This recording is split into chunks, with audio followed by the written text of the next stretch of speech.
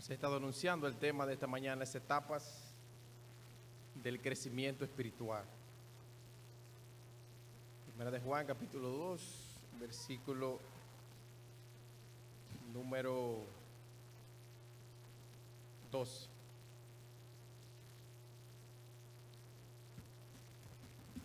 Vamos a orar y luego vamos a regresar a esta porción aquí de la palabra para ser edificados en esta mañana. Señor, hemos cantado que nuestro deleite está en ti. Y ciertamente, Señor, nuestro deleite está en ti por la obra que tú has hecho en nosotros, porque tú nos has iluminado nuestra mente para que nosotros podamos entender realmente para qué fuimos creados y dónde realmente está el verdadero significado y propósito de nuestras vidas, que es adorarte y glorificarte. Señor, y nosotros te hemos conocido en la persona de Jesucristo, en quien tú te has revelado, en quien tú tienes complacencia.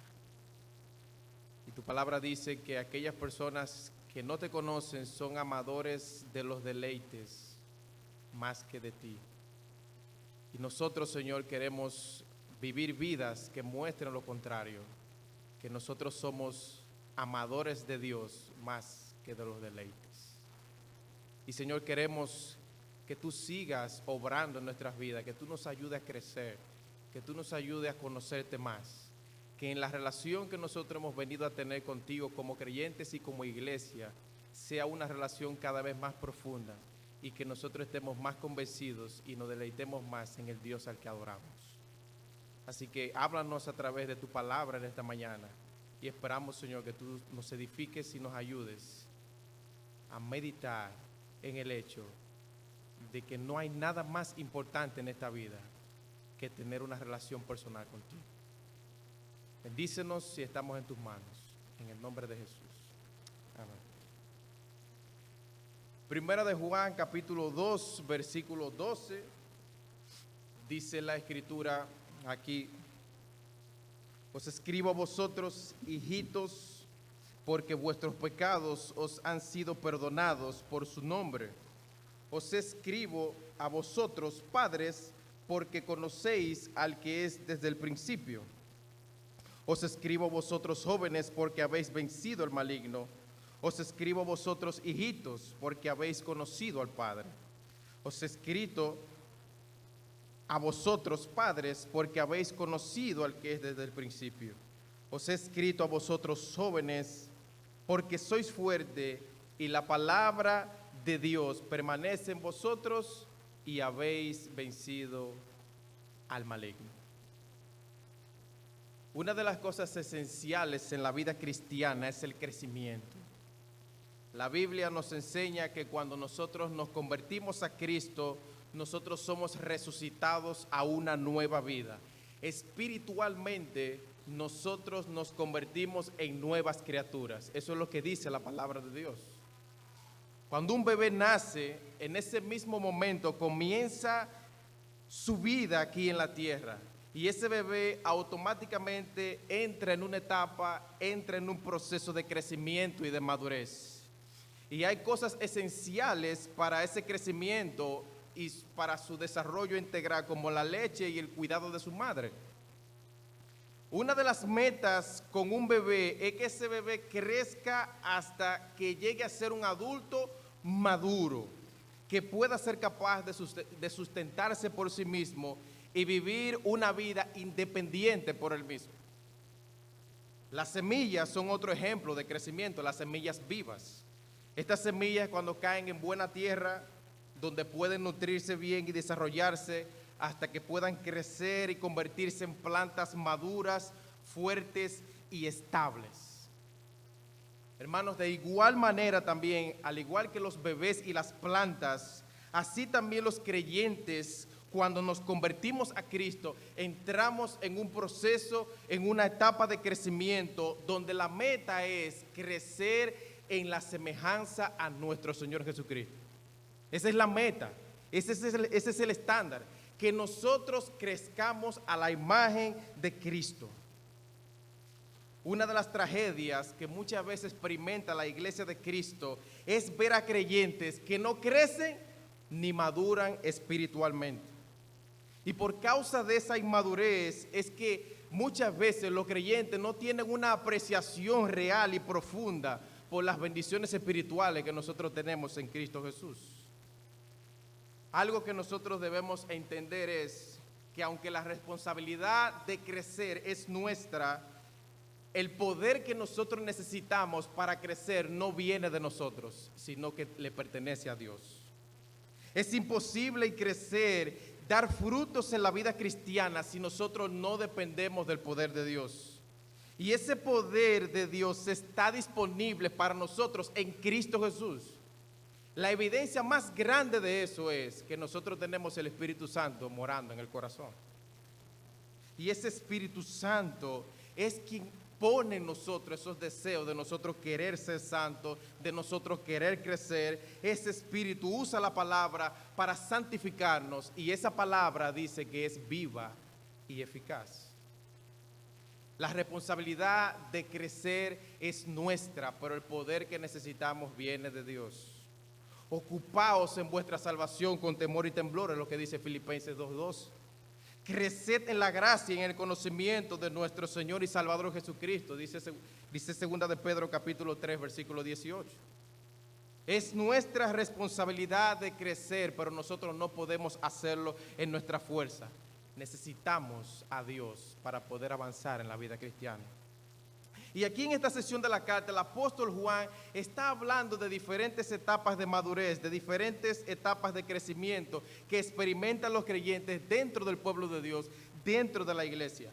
Recordamos que Juan escribió esta carta con el propósito de dar seguridad y consuelo a los hermanos que eran verdaderos creyentes, a aquellos hermanos que eran verdaderos hijos de Dios.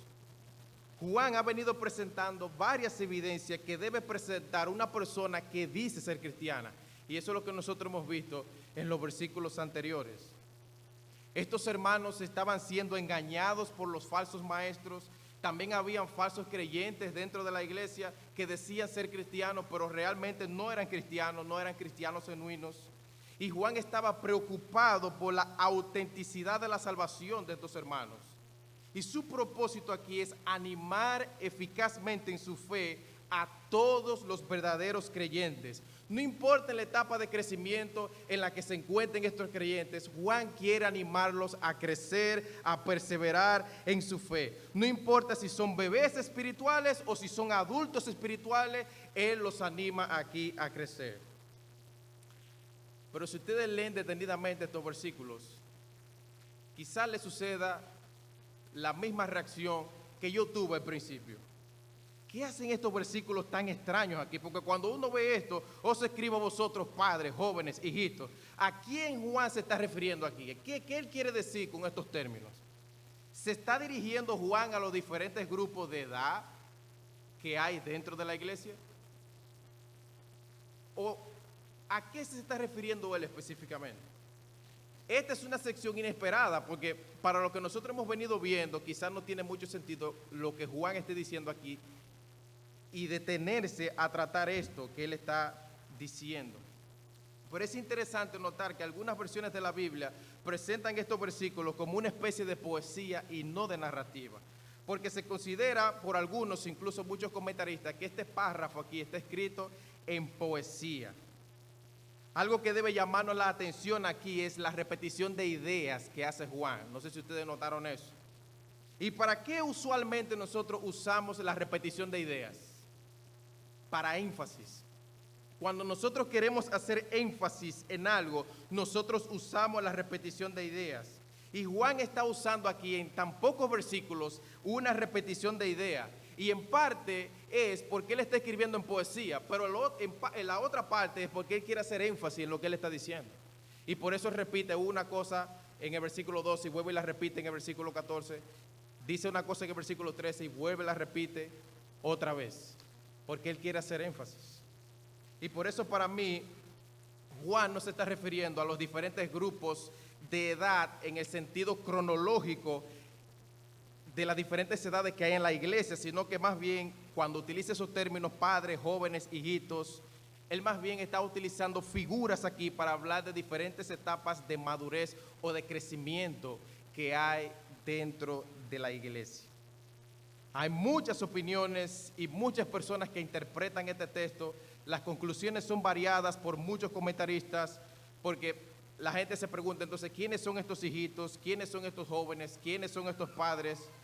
Yo creo que estos términos se lo está utilizando aquí en sentido figurado, como les decía, para hablar de diferentes tipos de madurez. La palabra hijitos, que aparece 2 veces en los versículos 12 y 13, hay algunos que piensan que esta palabra está representando a todos los creyentes en la congregación, porque esa misma palabra se utiliza aquí en Primera de Juan 9 veces y 7 de ellas tiene que ver con el término general refiriéndose a la congregación, y por eso hay muchos que piensan que esa palabra se utiliza de manera general aquí en el versículo 12. Pero yo creo que por lo que yo he estudiado y lo que pude ver en el texto, Juan la utiliza de manera general refiriéndose a toda la congregación en el versículo 12, y en el versículo 13 él la utiliza para hablar de algo diferente cuando él menciona también a los padres y los jóvenes en ese mismo versículo. Hay otros que dividen el pueblo de Dios en 2 grupos según este texto. Otros dicen que no, que hay 2 grupos, lo dividen en hijitos, y dice que también los jóvenes entran dentro de esa división de los hijitos y hacen una división entre los padres y los jóvenes y los hijitos. Pero eso son simplemente información variada por si ustedes leen un material después al respecto estudiando este versículo. Pero yo he dividido las etapas de madurez según lo que yo entiendo aquí de la siguiente manera. Los hijitos se refieren a los recién convertidos, los padres son los de mayor madurez y los jóvenes se refieren a aquellos que están en el medio. Realmente esa es la parte a la que yo me inclino. El texto es bien difícil, pero lo más lógico y lo más coherente que yo puedo ver aquí es esto. Y también por lo que yo veo, esto no contradice ni teológicamente ni gramaticalmente el resto del contenido de las Escrituras. Así que solamente quería hacer eso, mencionar esas cosas a modo de aclaración. Antes de nosotros considerar las diferentes etapas de madurez que plantean los versículos 13 y 14, me gustaría que a modo de mi primer punto nosotros veamos esa reafirmación general que Juan hace en base a los 3 grupos, según el versículo 12. Mire lo que él dice en el versículo 12. Os escribo a vosotros, hijitos, porque vuestros pecados os han sido perdonados por su nombre. La palabra hijitos, como le decía en el griego aquí en el versículo 12, es la palabra teknia, que significa nacidos, nacidos. Y es diferente a la palabra hijitos que Juan utiliza, en el versículo 13 para hablar de hijitos. En el versículo 13, cuando él menciona la palabra hijitos, es la palabra paidía, y esta palabra se refiere a niños pequeños, y era usada para hablar de los niños que todavía estaban bajo el cuidado paternal de sus padres. Por eso es que yo creo que en el versículo 12 la palabra hijitos se utiliza en sentido general, porque no importa la etapa de madurez en que una persona está en la iglesia, todos los que están creciendo han nacido de nuevo. No importa la etapa de crecimiento en que estén, todos han sido resucitados a una nueva vida, y por lo tanto eso significa de que todos en la iglesia tienen sus pecados perdonados. Eso es lo que dice el texto. Os escribo a vosotros, hijitos, porque vuestros pecados os han sido perdonados por su nombre. El perdón de pecados no es algo que depende de la madurez de una persona. El que es más maduro en la iglesia no tiene más pecado perdonado que el que es menos maduro, porque nuestros pecados no son perdonados por madurez, nuestros pecados son perdonados por Jesucristo. No importa el nivel de madurez que esté una persona en la iglesia, si esa persona está en Cristo, esa persona es parte del linaje de Dios, esa persona es parte del pueblo de Dios, esa persona es un miembro de la familia de Dios, y en la familia de Dios todos los hijos de Dios tienen sus pecados perdonados. Todos. Aquellos que son hijos de Dios lamentan su condición pecaminosa, confían en Jesucristo como su único y suficiente Salvador, tienen sus pecados perdonados, tienen sus vidas transformadas por el Espíritu Santo, viven en obediencia a la palabra de Dios, aunque no perfecta, pero viven en obediencia a la palabra de Dios y muestran un amor sincero por el pueblo de Dios y por los hermanos unos a otros. El problema más catastrófico, mis hermanos, que tiene el ser humano no es un problema de salud, no es un problema económico, no es un problema social. El problema más catastrófico que tiene el ser humano es el problema de su pecado. Es el problema de su pecado. Puede que para ti ese no sea el problema más grande, pero eso no significa de que Dios lo ve como tú lo ves. Para Dios ese es el problema más grande, el problema de nuestro pecado. El pecado es la razón por la que Cristo se despojó de toda la gloria que tenía en el cielo para venir a salvar una humanidad que estaba sumergida en pecados. Por eso la Escritura dice, y llamará su nombre Jesús, porque Él salvará a su pueblo de sus pecados. Todos nosotros hemos sido impactados por lo catastrófico que ha sido ver la guerra entre Ucrania y Rusia. Cuando uno ve las imágenes en internet de lo que está pasando y de las cosas que están pasando allá, uno se entristece, porque son escenas desgarradoras. Ver personas llorar, ver personas lamentar la pérdida de sus familiares. Y uno es movido a misericordia, a clamarle a Dios en oración, a que tenga misericordia de esas personas allá.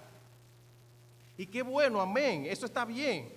Qué bueno que nosotros oremos por esas personas y por lo que ellos están pasando allá, sobre todo por los hermanos en Cristo que están allá.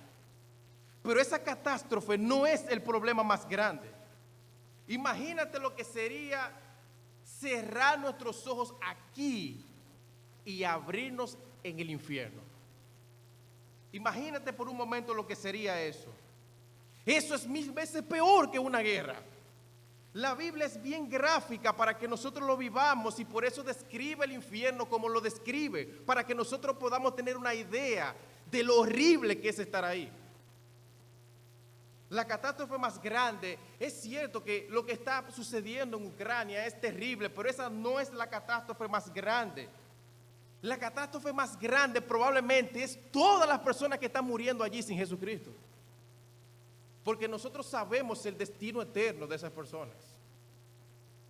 El Señor Jesucristo dijo en una ocasión en Lucas 13:5, os digo antes, si no os arrepentís, todos pereceréis igualmente. Y hermanos, hay que creerle a Cristo.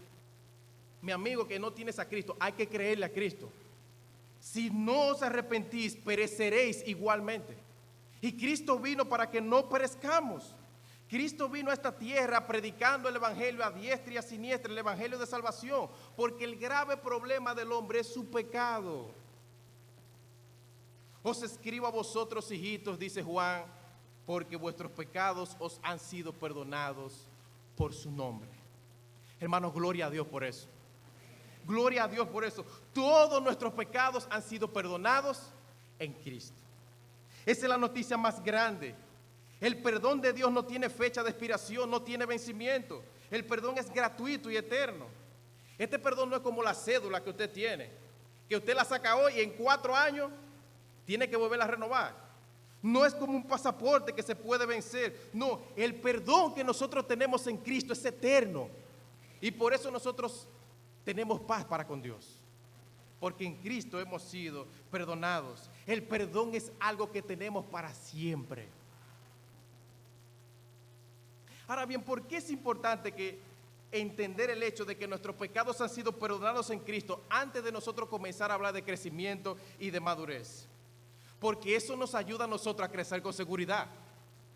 De que yo estoy amando y obedeciendo a Dios, no para ganarme la salvación, sino que yo amo y obedezco al Dios que me salvó.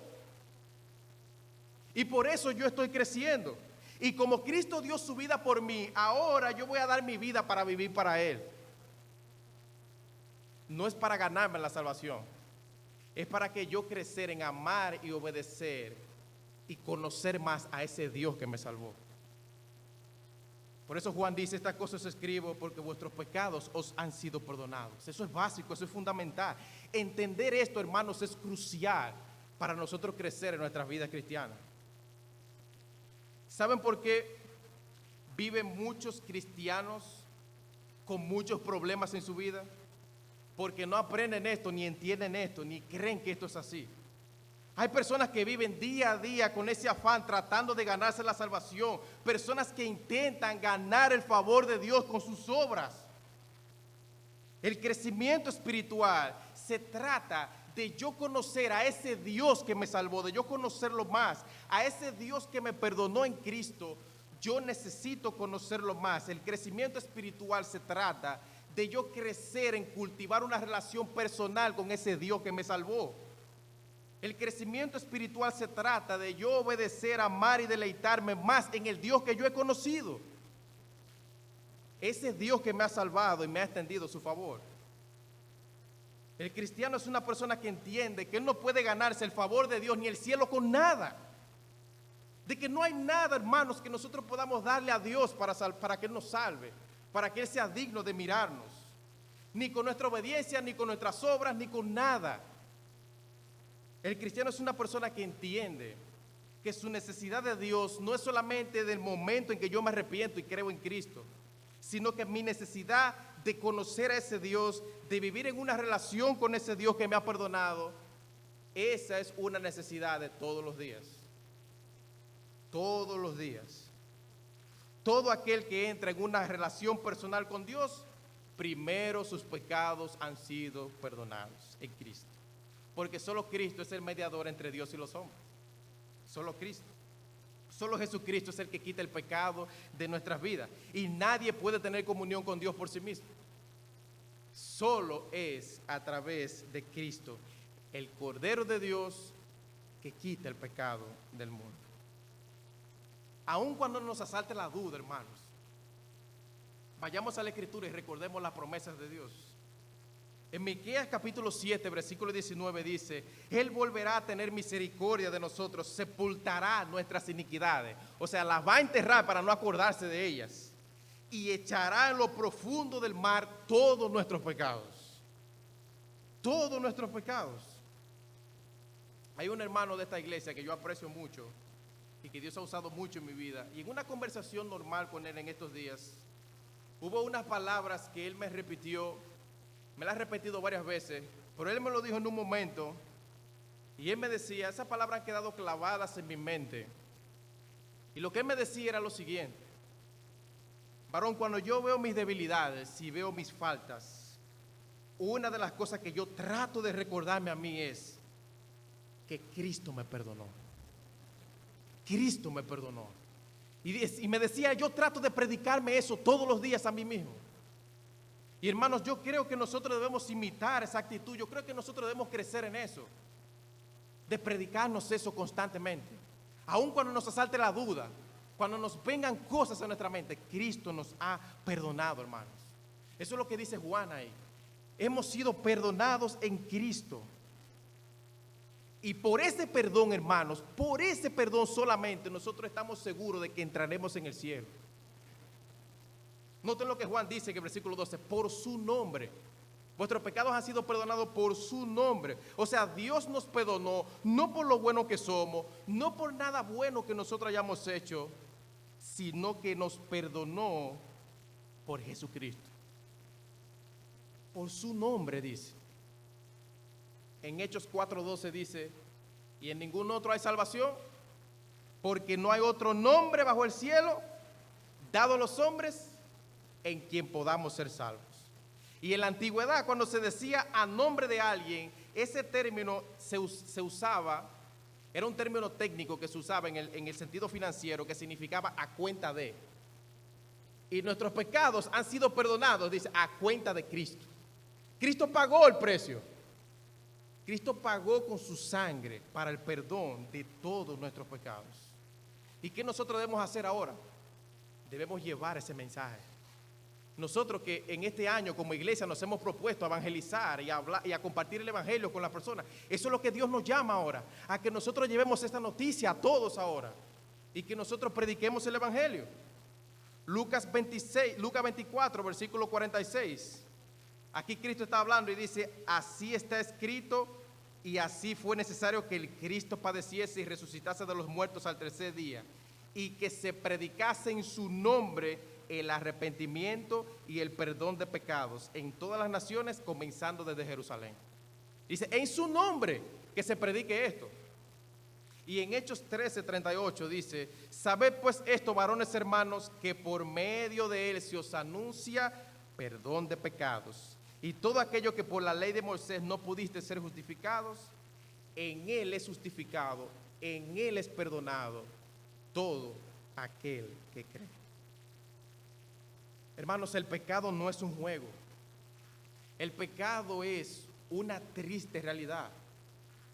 Miremos hacia la cruz y nosotros veremos con suma claridad que el pecado no es un juego.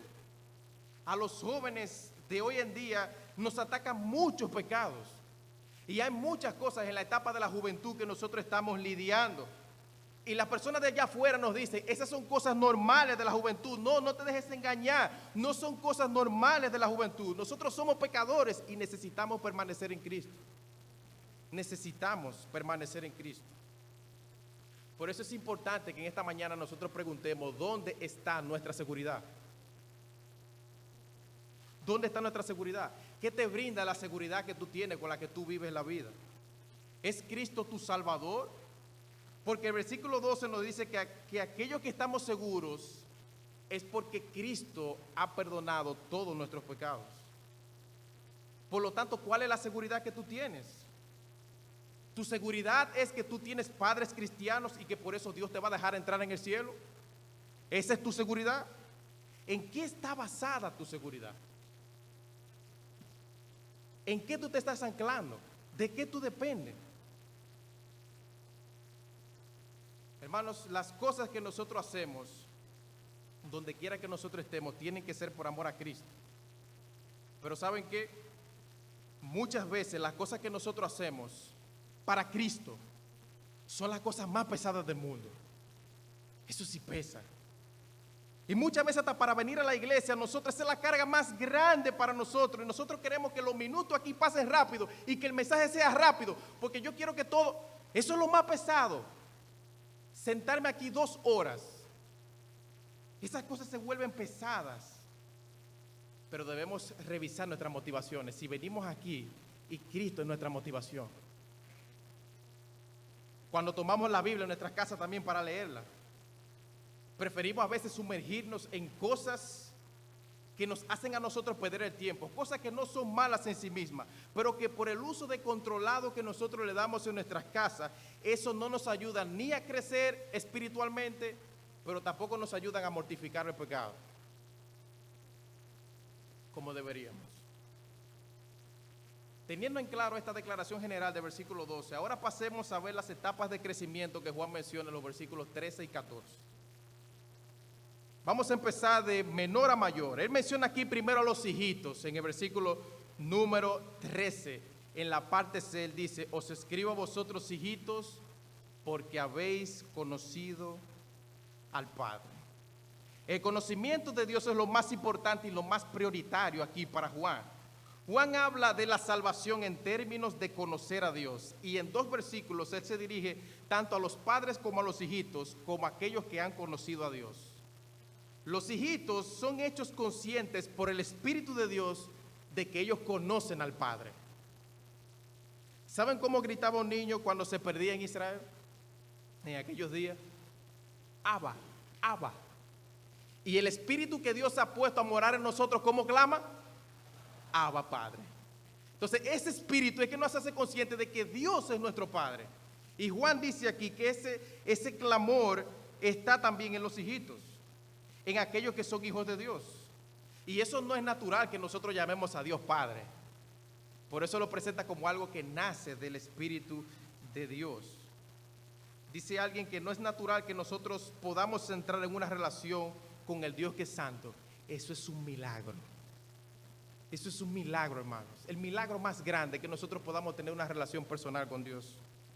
Y la relación personal que nosotros tenemos con Dios es diferente a la relación que los demás tienen con sus dioses. Hay personas que su Dios es el dinero. Hay personas que su Dios es el placer. Otros son sus estatuas físicas. Pero ellos no tienen una relación personal con esos objetos. Nadie dice, o ellos no dicen, yo voy a sentarme aquí a tener un tiempo de comunión con el dinero. No. Pero nosotros podemos tener una comunión personal con Dios a través de Jesucristo. Y ese Dios nuestro no es un Dios que está lejano por allá, sino es un Dios que está cercano, escuchando a sus hijos y escuchando a su pueblo. Como les decía aquí ahorita, el término que se utiliza para la palabra hijitos aquí significa niños pequeños. Y por eso, si interpretamos el texto en un sentido poético, es una figura que Juan está utilizando para hablar de un recién convertido, una persona que recién se convierte al Evangelio. Y dice, esa persona, aunque no entiende mucho acerca de las cosas de Dios, esa persona es salva, conoce a Dios. Porque esa persona está en Cristo. Es cierto que el conocimiento de Dios que tiene es muy básico, pero esa persona conoce a Dios. Dice, conoce al Padre. Y a la medida que va creciendo y que va madurando ese recién convertido en su relación con Dios, él va creciendo y va comprendiendo cosas que antes no comprendía. Y los que son más maduros en la iglesia saben exactamente de lo que yo estoy hablando. Porque si, al principio quizás sabían cosas, no, pero yo no entiendo, tengo tantas dudas. A la medida que voy madurando en mi relación con Dios, hay cosas que yo voy comprendiendo mejor. Y hay cosas también que no vamos a comprender de todo. Pero vamos comprendiendo y vamos profundizando en nuestra relación con Dios. Eso es lo mismo que sucede con un bebé. El conocimiento que un bebé tiene acerca de su padre, un bebé de 1 año, ¿usted cree que su padre, ese bebé conoce perfectamente a su padre? No, él sabe que es su padre, pero él no lo conoce bien, es muy básico. Y a la medida que él va creciendo y va madurando y va adquiriendo más conocimiento de quién son sus padres, él va conociendo más a sus padres. A la medida que ese bebé crece, él va conociendo más y más a sus padres. Y así mismo también sucede con los bebés espirituales, con aquellos que son recién convertidos al Señor. Son niños pequeños, necesitan crecer. Y así como es vital la leche para el crecimiento de los bebés, así también es vital la leche pura de la palabra de Dios para aquellos que son recién convertidos, para que crezcan en su salvación. Eso es lo que dice 1 de Pedro 2:2. Desead como niños recién nacidos, ¿qué? La leche espiritual no adulterada, para que por ella crezcáis para salvación. Ya están en la salvación, pero necesitamos crecer, necesitamos madurar. Y es imposible dar fruto como cristianos si no leemos la palabra, si no estudiamos la palabra. Es imposible crecer si nosotros dejamos a un lado la palabra. Debemos desearla y anhelarla, dice ahí, desear como los niños recién nacidos. Que cuando esos niños no tienen leche, eso es le busca de todo, bobo. Leche. Y ellos no lo piden, pero uno lo sabe. Yo no soy padre, pero tengo una hermanita, mire, que eso no es que arroz, no, leche, hay que buscar leche. Dice el Salmo 119, versículo 72, mejor me es la ley de tu boca que millares de oro y de plata. Dice, yo anhelo más tu palabra que la riqueza. Anhelamos nosotros la palabra así. Salmo 119, versículo 127, por eso he amado tus mandamientos más que el oro y más que oro muy puro. Y dice el versículo 82, desfallecieron mis ojos por tu palabra diciendo, ¿cuándo me consolarás? Desfallecen los ojos nuestros así. Venimos nosotros así hoy, aquí a la iglesia, porque nuestros ojos desfallecen por la palabra de Dios. Es importante también mencionar que es responsabilidad de los hermanos más maduros en la fe instruir por medio de la palabra a aquellos que son recién convertidos. Es importante que nosotros busquemos de manera intencional relacionarnos con los nuevos creyentes, de hacerlos parte del pueblo de Dios, de la familia de Dios, para nosotros poder animarlos en su fe, en sus debilidades y también para protegerlos de las falsas enseñanzas. Porque hay muchas cosas que quizás no dominan y pueden ser, hay muchas cosas que se dicen por ahí que no son acerca del cristianismo y es importante afirmarlos en la fe y protegerlos. El segundo grupo, la segunda etapa de crecimiento que menciona Juan son unos jóvenes que están en el texto. Dice el versículo 13 en la parte B, os escribo a vosotros jóvenes porque habéis vencido al maligno. Y luego dice en el versículo 14, en la parte B también, os escribo vosotros jóvenes, porque sois fuertes y la palabra de Dios permanece en vosotros y habéis vencido al maligno. Los jóvenes espirituales son aquellos que se caracterizan por una comprensión bíblica de la verdad bíblica, debido a que la palabra de Dios permanece en ellos, son fuertes, dice Juan. Y esta característica es esencial que los distingue a ellos propiamente. La palabra permanece en ellos, ellos se mantienen en la palabra, ellos continúan en esa palabra, ellos perseveran en conocer la palabra de Dios. O sea, ellos no son fuertes por sus propias fuerzas, ellos no son fuertes en sí mismos. El lenguaje que Juan está utilizando aquí es que, a diferencia de un niño que casi no tiene fortaleza, un joven es más fuerte. Esa es la imagen que él está utilizando aquí. Pero esa fortaleza viene por la palabra que permanece en ellos, dice. Porque un niño generalmente es frágil, es totalmente débil, pero un joven es más fuerte y más vigoroso. Y hay una diferencia constitucional en ese sentido. Pero esa fortaleza que él tiene no viene de él, viene del Señor. Por eso la palabra dice, fortaleceos en el Señor y en el poder de su fuerza. Efesios 6:10.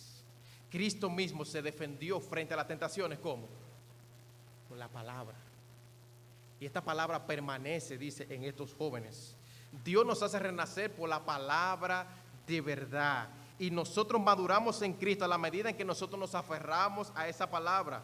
Y como consecuencia de aferrarnos a esa palabra, de lo que Dios dice en la palabra, dice Juan, como consecuencia de eso, hemos vencido al maligno.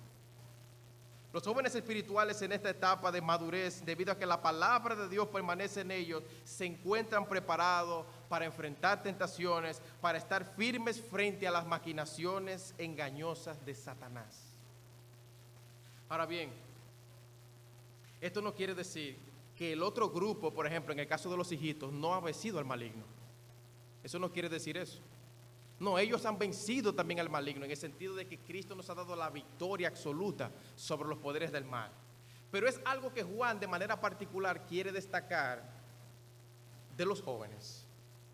Y hermanos, aunque el maligno está vencido ya, porque Cristo venció en la cruz del Calvario, no debemos olvidarnos que nosotros estamos todavía en la batalla. Es cierto que el maligno está vencido, pero la batalla de la vida cristiana todavía nosotros estamos en ella. Y la batalla cristiana se agudiza una vez que nosotros comenzamos a dar los primeros pasos en la fe después de convertirnos. La mayoría de nosotros hemos experimentado, llegamos fortalecidos, florecidos a la vida cristiana y experimentamos lo maravilloso del perdón y después sentimos los vientos, la tormenta. Pues yo no sabía que la vida cristiana era así. Es que estamos en una batalla hasta que lleguemos al cielo. Pero Dios nos afirma y nos dice, sigue firme porque la victoria es segura. Cristo ha vencido al maligno. Y por eso nosotros no debemos sucumbir a las tentaciones de Satanás. El maligno está vencido, la victoria final es segura, pero nosotros debemos cuidarnos en el camino porque aún nosotros no estamos en el cielo. Y eso es importante que nosotros lo entendamos. Y es por eso importante de que la palabra permanezca en nosotros. Estamos luchando con el maligno, estamos luchando con el verdadero amigo del mal. Y eso la Escritura nos recuerda que nuestra lucha no es contra carne y sangre, que nuestra lucha no es contra seres humanos débiles, sino contra Satanás y todos sus secuaces.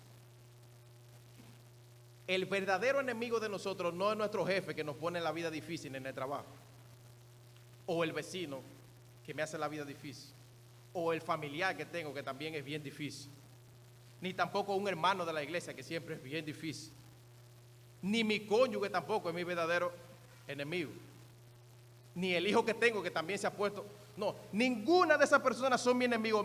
El enemigo de nuestras almas es el diablo, dice la Biblia. Y él opera muchas veces detrás de esas personas para que nosotros caigamos en el mal. Y por eso, a quien uno ve es al jefe, a quien uno ve al padre, a quien uno, no, es a Satanás que hay que ver detrás, que está tentándonos. Recuérdame, hermano, que aunque nosotros tengamos un enemigo que nos está buscando para devorar, la victoria en Cristo es segura. Pero eso significa de que nosotros tenemos que cuidarnos de él, porque podemos ser víctimas de Satanás. La tercera etapa de crecimiento espiritual que menciona Juan es a los padres, y estos son los de mayor madurez en este sentido. Dice el versículo 13: os escribo a vosotros, padres, porque conocéis al que es desde el principio.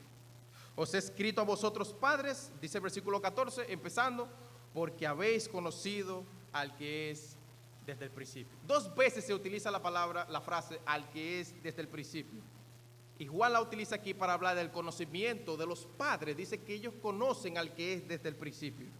Y aquí los comentaristas se debaten en si se refiere a Cristo o si se refiere a Dios el Padre. Porque en el principio de la carta, Juan utiliza esa frase, al que es desde el principio, para referirse a Cristo, en el versículo 1 del capítulo 1 de esta carta. Pero la utiliza aquí, en estos versículos, y por eso algunos creen también que se refiere a Dios el Padre cuando dice que los hijitos también han conocido al Padre. Entonces, por eso algunos piensan que se refiere a Dios el Padre. Pero ya sea que se refiere a Cristo, se refiere a Dios el Padre, eso no contradice la Escritura ni teológicamente ni gramaticalmente. De hecho, en Juan 17:3 dice, y esta es la vida eterna, que te conozcan a ti, al único Dios verdadero, y a Jesucristo, a quien has enviado. Ustedes ven, esa es la vida eterna, conocer a Jesucristo y conocer a Dios el Padre. Y el Padre se revela ¿en quién? En el Hijo. Dice que el Hijo es la imagen misma de su sustancia. Entonces no hay contradicción ahí. Por eso yo lo dejo a la modo como ustedes quieran interpretar. El conocimiento de Dios sí es vital, es esencial y es central. ¿Y por qué Juan utiliza la palabra conocer para hablar de la vida cristiana? Porque nosotros, hermanos, debemos cultivar la relación con Dios. Debemos cultivarla. ¿Y cuándo comienza la relación con Dios? En el momento de la conversión.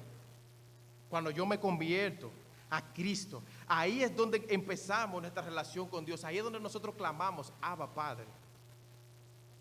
Y observen la promesa que estaba dada en Jeremías 600 años antes, que Dios había dado en el libro de Jeremías, capítulo 31, versículo 33. Y ustedes pueden acompañarme allá para que ustedes lo vean.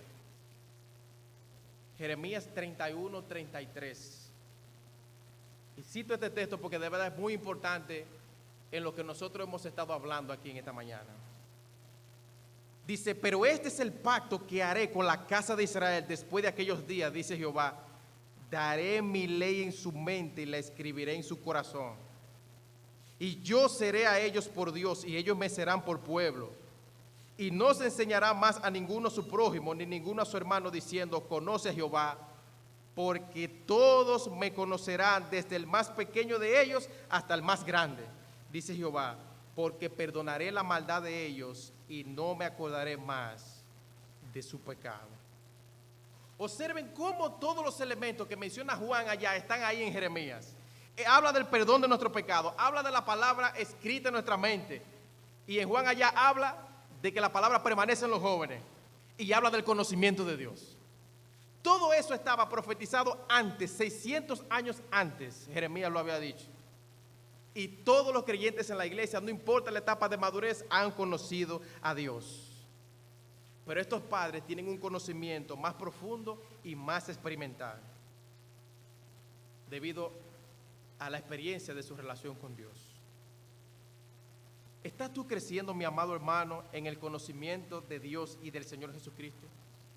¿En cuál de estas 3 etapas de crecimiento tú estás? ¿En cuál de ellas tú te encuentras? Dice Jeremías 9:24, mas alábese en esto el que se hubiere de alabar, en entenderme y conocerme que yo soy Jehová, que hago misericordia, juicio y justicia en la tierra, porque estas cosas quiero, dice Jehová. Dice, si hay algo que tenemos que alabarnos nosotros como seres humanos es que conocemos a Dios. En eso se debe alabar un hombre, en que conoce a Dios.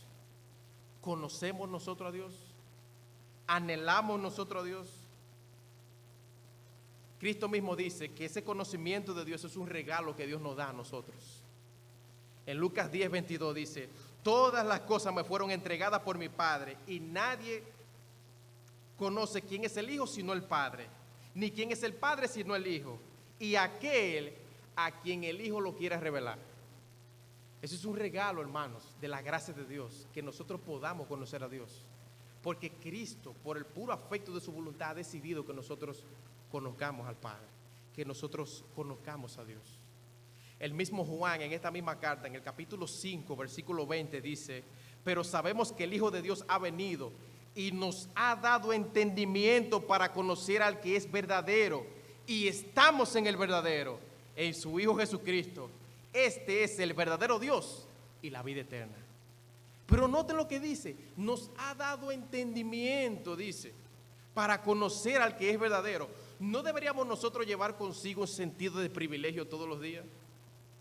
De que Dios nos ha dado entendimiento para que conozcamos al que es verdadero.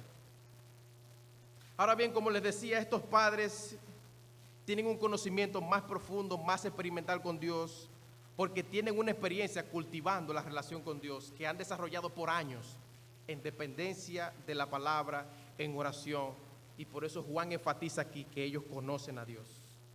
Y esta palabra padre posee un significado muy importante aquí. Si la palabra padre está siendo utilizada en un sentido figurado, nosotros podríamos aplicarla de que el padre es el ejemplo de mayor madurez, tanto para los jóvenes como para los hijos. Espiritualmente hablando, entonces, se supone que un cristiano maduro debe ser una influencia para los demás.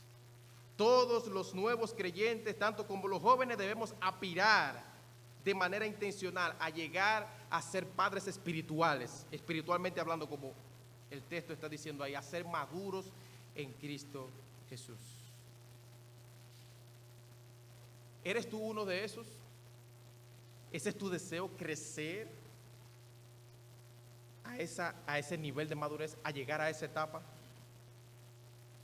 ¿Hemos nosotros crecido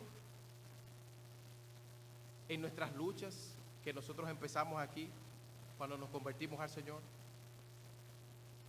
¿Soy yo uno de esos que ve pasar el tiempo y ve pasar año tras año y sigo con las mismas luchas y no le doy muerte al pecado? Sino que yo veo pasar el tiempo delante de mis ojos y siempre vivo cayendo en las mismas debilidades. ¿Hemos crecido nosotros en negarnos a nosotros mismos y seguir a Cristo?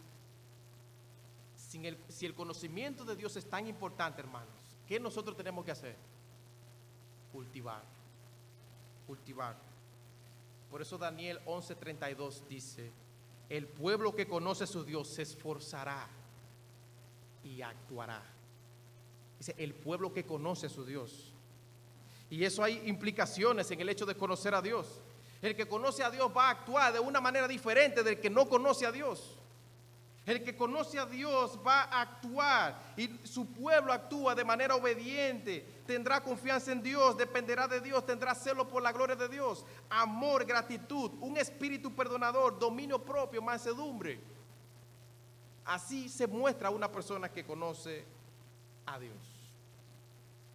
¿En qué etapa de crecimiento estás tú? Algunas cosas para terminar de manera breve, a modo de conclusión. El crecimiento espiritual no determina la posición del creyente en la gracia de Dios. Eso no determina, la etapa en la que estamos no determina la posición en la que nosotros estamos delante de la gracia de Dios. En segundo lugar, el crecimiento espiritual no afecta al amor de Dios por los creyentes. Él no ama a los que son más maduros, lo ama más que a los que son menos maduros. No, eso no afecta el amor de Dios en ningún sentido. Dios ama a aquellos que son maduros espiritualmente, que son padres espiritualmente, como aquellos que son recién convertidos. Los ama con el mismo amor. El amor de Dios no depende de la madurez, es incondicional.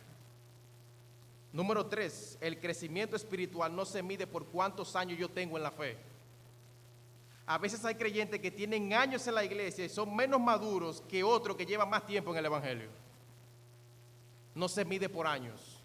No se mide, no, yo tengo 20 años. No se mide por edad. No se mide por cuántos años yo tenga en la fe, sino cuánto yo he crecido. Número 4, el crecimiento espiritual no tiene nada que ver con la cantidad de información teológica que nosotros tengamos. No es cuánto yo sé, sino cuánto yo vivo de eso que yo sé. Porque los demonios creen y tiemblan. Los demonios son más teólogos que todos nosotros. pero cómo viven ellos. Entonces no es por lo que yo sé, no es por la cantidad de información, sino cómo yo vivo. Porque el principio de la sabiduría es el temor a Dios, es temerle a Dios. Y número 5, el crecimiento espiritual no tiene que ver con mucho activismo en la iglesia, con tener mucho éxito ministerial, sino que el crecimiento espiritual se mide por la profundidad de mi relación personal con Dios. Hermanos, que este sermón nos estimule a nosotros a crecer en nuestro conocimiento de Dios, en cultivar una relación con Dios y en dar frutos, en madurar por amor a Dios y por amor a Cristo. Que el Señor lo use para estimularnos a crecer y también para nosotros avanzar en la vida cristiana. Que el Señor les bendiga a todos, incluyendo los amigos que están aquí, que recuerden que la salvación solamente está en Cristo Jesús. Señor, nosotros te damos gracias por tu palabra en esta mañana. Y Señor, tú conoces el corazón de cada uno de nosotros. Y tú sabes, Señor, en qué etapa realmente nosotros estamos. Ayúdanos, Señor, a crecer. Ayúdanos a enfocarnos en ti. Ayúdanos a ver que en Cristo está nuestro deleite. Que Cristo es nuestro Salvador. Que Cristo, Señor, es la persona, el estándar al que nosotros debemos mirar para llegar y crecer, pero que también es la misma persona que nos ha asegurado nuestro puesto en el cielo. Y que nosotros, Señor, podamos crecer con esa motivación de que no estoy creciendo para ganarme un puesto delante de tu presencia, sino que estoy creciendo en conocer a ese Dios que me ha amado y me tiene un lugar seguro en el cielo. Señor, gracias por tu palabra en esta mañana. Anímanos y fortalécenos porque lo necesitamos. En Cristo Jesús. Amén.